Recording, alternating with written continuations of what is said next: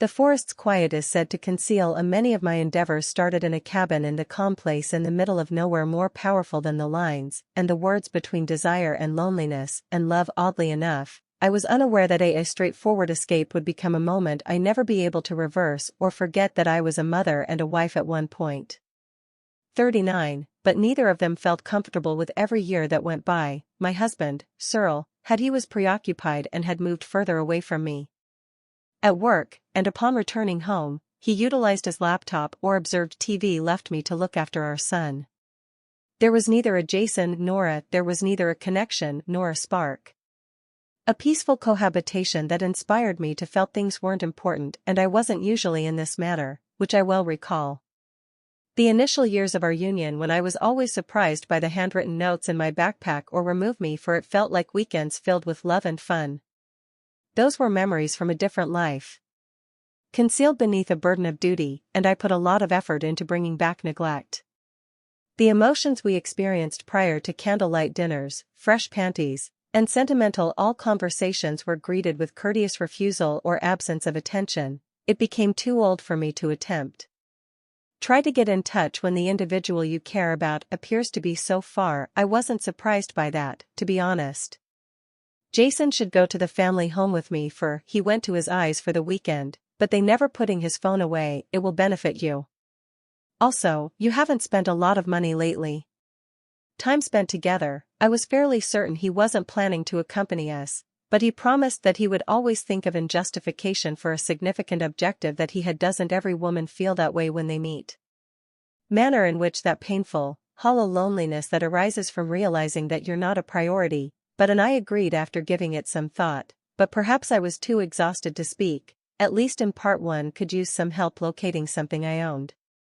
Lost, despite not knowing what it was routine. Nothing occurred in the days prior to the journey. However, there was an increased feeling of silent anticipation in the air as opposed to typically, throughout the last several years, Jason had been aloof. He wasn't the kind of boy who would get into my bed following a nightmare or want me to watch his preferred television programs with him. While he was 17, he was developing into a man with wide bears, a quieter voice and a louder self-assurance that unnerved me. Occasionally I made an effort to learn more about him by inquiring about his classmates and even his interests, but the majority of the time he would only respond with one soon after. It was Friday.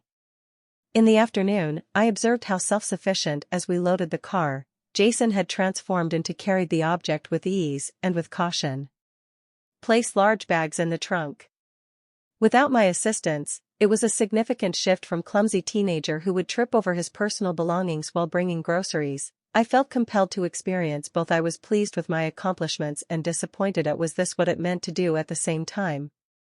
Being a parent and witnessing your child's development becoming someone you're not even familiar with, despite the fact that traveling to the cabin was normal. But I was anxious and couldn't. I asked him if there was a quiet location for a small conversation about his friends, school, and his possessions. Excited because it's scheduled for the weekend. Are you taking a vacation from school for the trip? And I asked him all of that while I looked. He shrugged across from him and stared. I suppose so, ahead of the road. Oh, it was only us. I was taken aback by the were you intrigued by the way he stated it?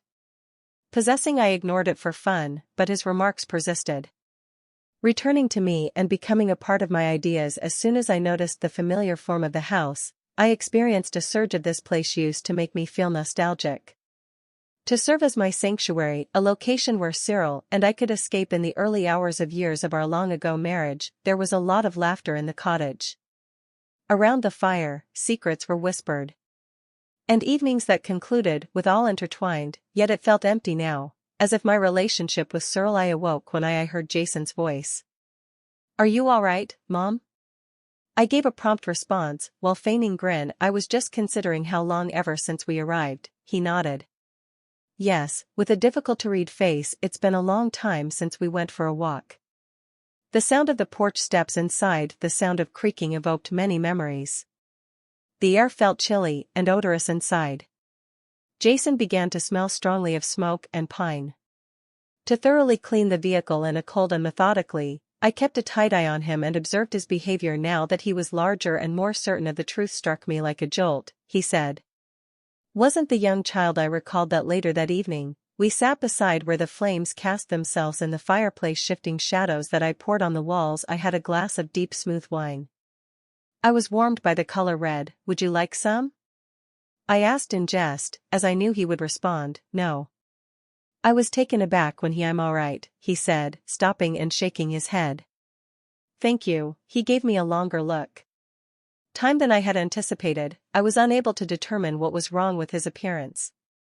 Did they find you admirable? Intrigued as I shifted in my chair, realized how silent the cabin had because all that could be heard was the sound of the I told myself, fire between us, in a gentle voice, you've matured greatly. His eyes never left his smile. I believe I have mine, certainly. How about you? You don't resemble most mothers, do you? Was taken aback by the statement, and I chuckled. In an odd manner while my cheeks blazed. He shrugged, but what does that actually mean? With a difficult-to-read face, is it? Simply that you appear different, and when I was younger, I was at a loss for words. Attempting to cheer me up, or was it I believed the cabin to be something else? More subdued than usual that evening when I lay in bed, I repeatedly went into what we had discussed. In my opinion, was I making either changed, or did something else happen between up above? I gazed at the wooden beams. Moonlight filtering through the window to soften the beam's edges. I had really harsh mental images of those. Of history and the unknowable. I felt tense, because of the confused present. And anxious. Do you ever consider it again? Regarding what you believed you were aware of, if you wished to find out if anything clearly, I was unable to get rid of the missing. Believed that this weekend would make. As I went to sleep, everything changed.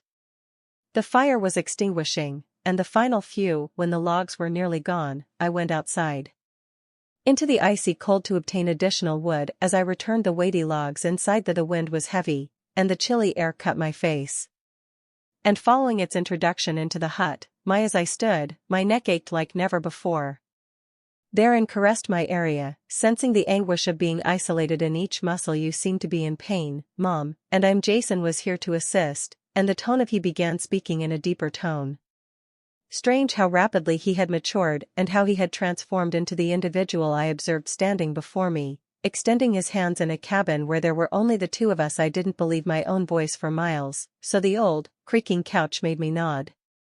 Pull my hair and move away from him, so when he first arrived, he could reach my neck. Gently caressed me in that manner. The knots were meticulously smoothed out, making my heart yearns for what was absent from my life, after which he continued to gently stroke her intentional blows that were uncomfortably near to BA. I should have advised him to get a massage. Pause as I sensed his warmth on my neck and noticed that my respiration has slightly changed, therefore, I should have stated anything that I didn't intend to long to be touched so that I might feel as though I was still desired and appealing, and my son Jason was presenting me with something. Things my spouse hadn't completed in. When he lowered his hands, I sensed a heat wave that rushed through my body. It was a combination of shame and desire. He traced the region with his fingers. I arched between my shoulder blades. A bit to experience his touch. Was it incorrect for me to feel that I wanted more? I felt very alone because of my son. That my desires were transformed into something. Does that feel like something I couldn't have? Better, he spoke in a low, nearly murmur, as though he sensed the line. As we walked, I managed to say, yes, thank you. You with a small. I intended to stop there and be done, Brea. With it, however, I was unable to. Later on in the evening, the house was so silent that only the outside breeze could be heard while I searched for additional word that I couldn't stop thinking about. When Jason touched me, I stumbled and fell. The ice was painfully cold when Jason was there when I slipped and fell. He immediately took me by the arms. It drew me back into the cozy embrace of his car. Was at the house, Mom, and you're hurt. Transparent, he touched my body to certain that his contact didn't cause me any harm. My leg was damaged from the fall, and it pained. He forced me to sit down once more, but this time his gentle hands on the couch's edge were massaging my tense leg, but his gaze had transformed, displaying a drive that created. I had the same feelings about being. He ran his fingers up my leg by himself. My body told me to stop him, but I knew for me, it required that his eyes shifted from my leg to my eyes, there was an implicit query instead of moving away between us. I observed him. Was this merely a concern, or was something else happening to both of us? Was aware that the fire through darkness was harmful. His face was shaded, making him appear older and more at that point. The cabin felt like a macho world apart from what I was familiar with from every law and regulation. His touch did more than simply make things better. No more, it was also investigating and creating asserts, raising his hand so I could observe my rapid heartbeat and breath. I wondered if I truly wanted this. Is this the touch I was missing earlier? How I desired to be near my Chili. The cabin was our tiny marital bed. Globe, and we weren't merely her mother and his children, we were two lonely individuals who were brought together by a compelling desire to be warm and cozy. With every touch of his hands, the boundaries between us shrank. Obvious until I became aware of my leaning inside him, and my body responded by unusual approaches to his. Have you ever had the need to touch someone? Make connections with those you wish to adore. So, have you ever made a mistake? Dawn's gentle light streamed through the window of the cabin as I awoke during the storm had passed by nightfall, leaving behind a new layer of snow that covered the floor. It should have been lovely outside. Calm, even calming, but I'm a knot in my stomach. I did nothing at first. But gazing at the glass that was frosted, I had many ideas and emotions that I didn't know how to identify them or explain them. The space was chilly even when the chimney fire had been out for a long time. At the moment, I could only bear the burden of my guilt. Feel what happened yesterday on my chest. Night, despite my want to avoid thinking about it. And the memory remained there, mocking me with each glance, and the murmured word was excessive. Nevertheless, there is insufficient details to recognize the sound of motion. My stream of thinking was interrupted behind me by I was reminded by the couch bed's brook that when Jason woke up, we weren't truly alone. I shut my eyes and acted as though still asleep to avoid having to deal with him, but I heard nothing he said. He rose and went for a stroll about the house, but I finally couldn't see his steps. Up and wrapped the blanket over my at the counter. His shoulders were getting. When I looked over, there was a pan with eggs ready. My voice cracked as I said, "Good morning." Looked up quickly, "But you were unable to." "Good morning," he said, reading his face. Subsequently returned to his job, where he found there was a lot of silence in the air. He didn't glance at me between us, but his movements were precise and purposeful. I didn't know whether he was attempting to evade either. I didn't know what to say or simply desperately. I inquired, "Are you preparing breakfast?" "Yes," to break the silence, he said, "just I believed that before packing up, we should eat." It was so commonplace to claim that ordinary, but it seemed as though there's something more profound than what he said, or perhaps I was just dreaming when I whisked the eggs after breaking them. Observed him for some time. The way his hand gestures appeared to be out of time with he appeared different under the stress in the room. He was more reserved and introspective this morning. "Control, I asked if you wanted some assistance." "I understand." As he turns his head. While we were eating, there was nearly no noise. The spoon's clinking was the only sound. The plates occasionally. I attempted to take my eyes off my food, but I knew he had a gloomy gaze on his face. I began to speak as I looked at Jason, but was unsure on how to let me conclude by saying that he didn't respond, but instead he gave me a subtle nod before turning away. Following breakfast, we began to transport the bulky objects to the vehicle. Packed. Jason hurried and I cautiously remained indoors, cleaning and attempting to stop my mind from racing. What should I do when Dill came back? Should I have acted normally when I felt everything was peaceful except for the house when late in the afternoon, Cyril arrived? The quiet was broken by his joyful voice. Entered and trampled the snow from his. It appears that the storm did not hold boats. "You're stranded too," he said. I made an effort to grin and said, "Just last night, there were numerous snow." During the brief cheek kiss, he displayed all of his charm and warmth. However, everything was a mask of nothingness. Couldn't observe. "How did you feel about the cabin? Can the two of you survive without?" He joked about Wi-Fi as he looked at Jason. Simply shrugged, as did I, and kept his face expressionless. It was okay, and there was tension in the room despite the calm. Didn't appear to notice it, though he could have been too ecstatic with himself. He began emptying his belongings with care. While discussing the recent trip he took return from and his planned course of action, it wasn't working throughout the following week.